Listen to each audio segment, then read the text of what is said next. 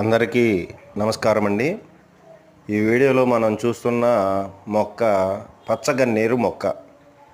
దీనిని మనం ఎక్కువగా పూజా కార్యక్రమాల్లో దేవీ దేవతల విగ్రహాలకి మనం వీటిని వాడుతూ ఉంటామండి.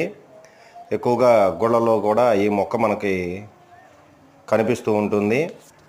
అయితే దీని కాయ విషపూరితం అండి. ఈ కాయని పొరపాటును కూడా మనం ఏ విధంగా వాడకూడదు.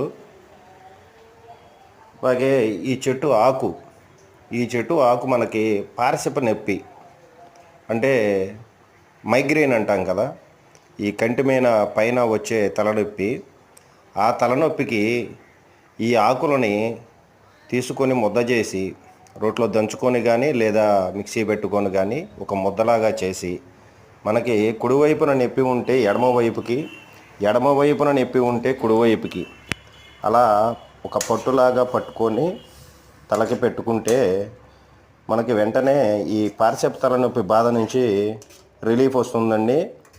అయితే ఇది కంటిలో రసం పడకుండా జాగ్రత్త తీసుకోండి.